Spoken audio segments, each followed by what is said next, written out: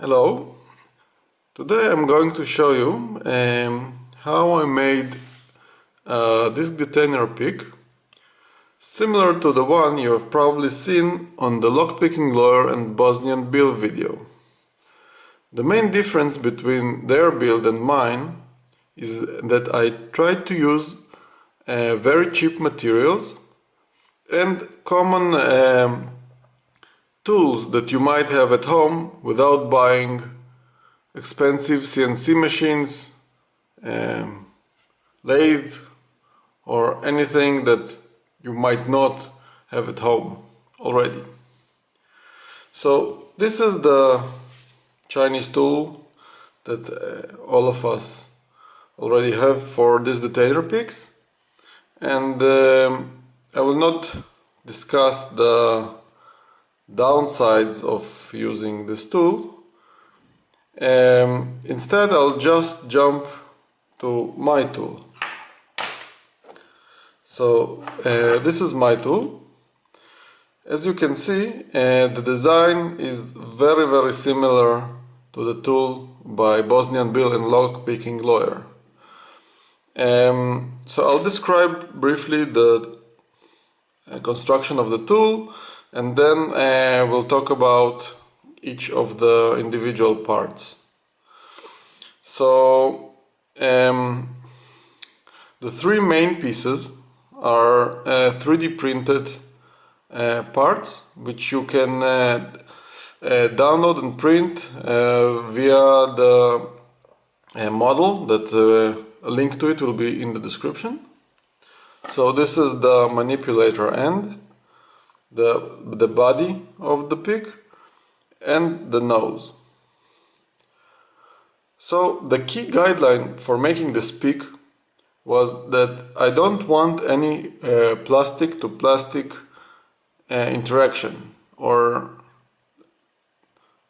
basically I don't want plastic to be touching other plastic, especially when things move, because this creates unwanted grind and you can never 3D print something very smoothly. So in order to do this, some of the parts are the parts that are actually moving are made of stainless steel, and I ordered most of them from AliExpress. So the total cost of this pick, if you get a friend to 3D print the parts, and they can, so including an expensive 3D print, you're looking at less than $10 here.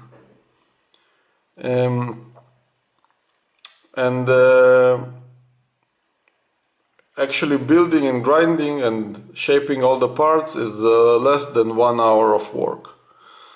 So let's begin. I'll disassemble it and we'll talk about each of the parts individually. Okay, so let's start with the manipulator. It is made out of 4 parts. 3 of the parts are here. 3 of the parts are here, and this, the manipulator itself, is 1 part. So as you have seen in the lockpicking lawyer video, we make pick tips for these detainer locks out of injector pins, plastic injector pins. So this is made, they're used for plastic injection. The pin itself is made of stainless steel. So you order a pack of these. The pack costs something around $7, and you're getting 10 of these pins. And the main advantage of the pins is that they are made out of one single piece of metal. So it's not like the original this detainer, this one, where they slapped some sort of insert onto the shaft, and then if you grind it too small, it will fall out. This is actually made out of one single rod that was thinned down in the shaft. So you can grind it as thin as you need. So the first part you cut you cut the cap off as much as you can until it looks something like that. Okay, so I just dremeled the very tip, and the thickness here should be around 20 thousandths of an inch. So this is the thickness. It's very thin. It's like a regular pick. Okay, so this is the first step. The second step is to shape the head itself, and this is pretty easy. I did it with a grinding stone, but you can do it using a sandpaper wheel. I showed this sandpaper wheel from a kit, again from AliExpress. I bought the entire kit for $8, and I still use the pads.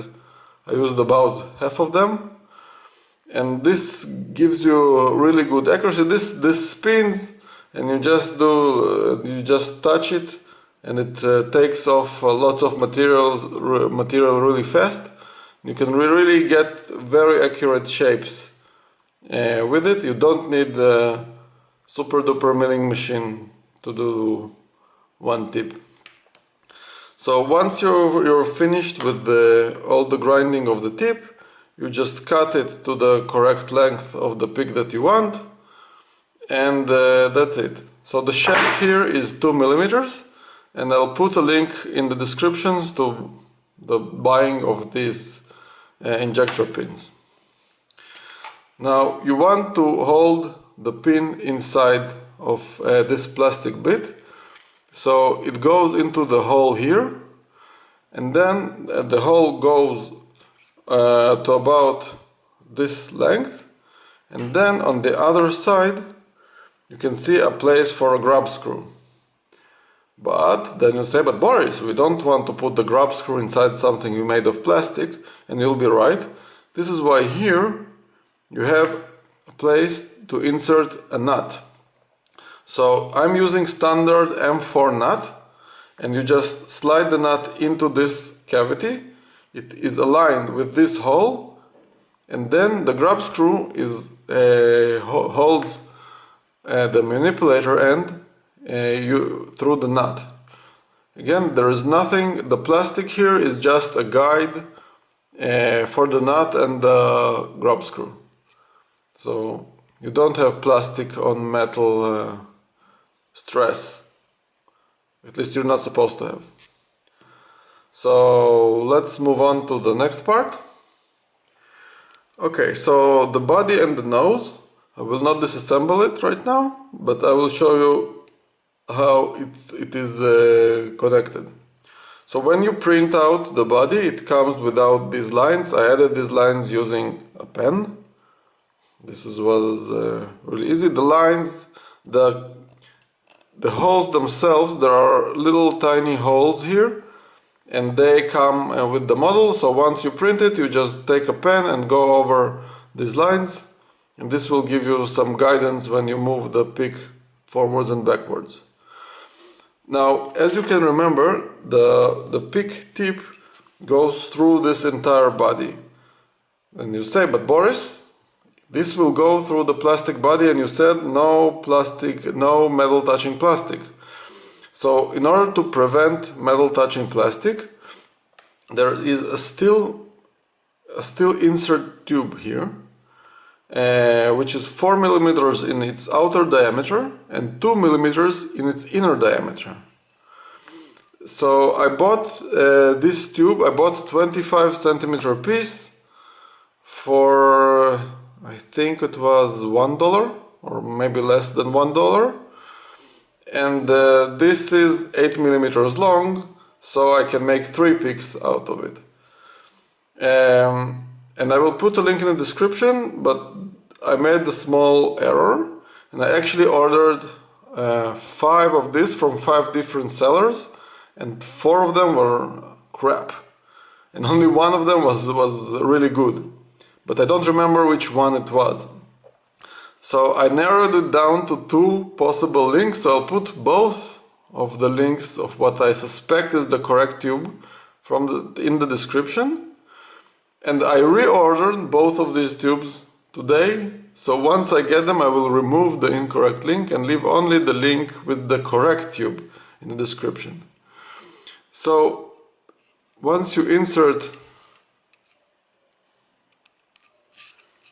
the pick tip, it slides inside and you can lubricate it and it will slide inside with no issues, and you will get a great metal to metal feeling when moving both in and out and rotating.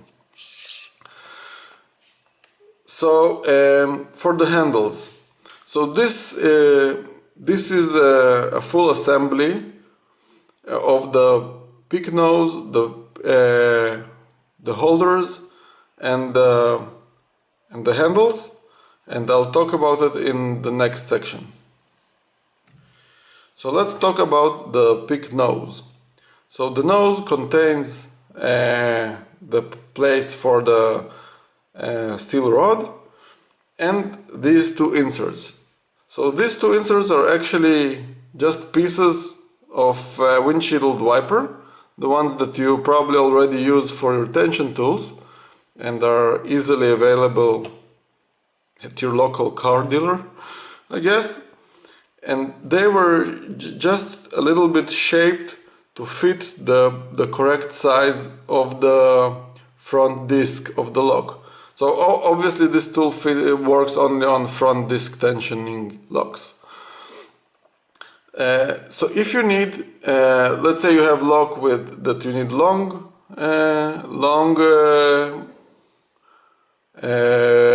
tensioning pieces and a lock that you need short tensioning pieces, so you have two options. One option is to print out several of these noses and then have an insert with short ones, insert with long ones, insert with even longer ones, or you can swap them out. So they are held inside through this assembly. Let's talk about one side of the assembly.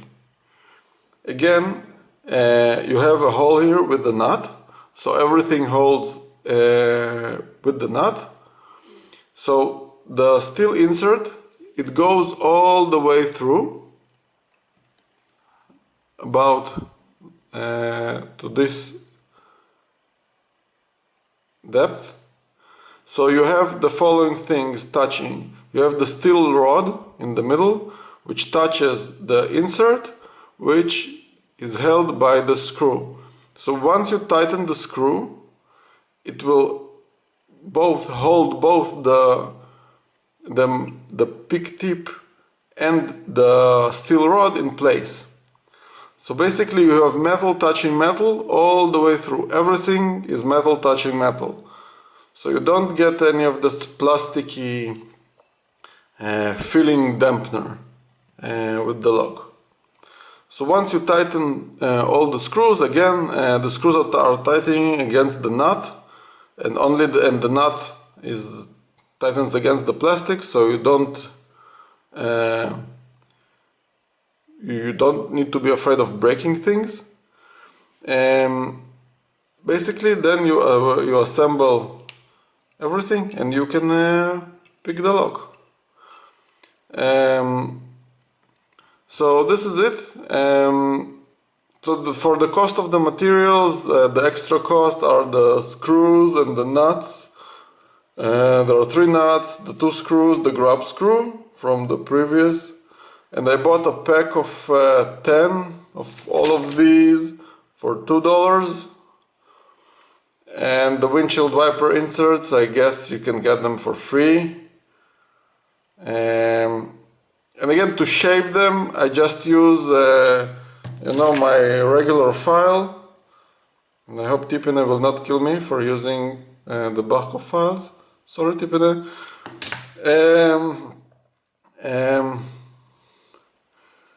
And basically that's it. So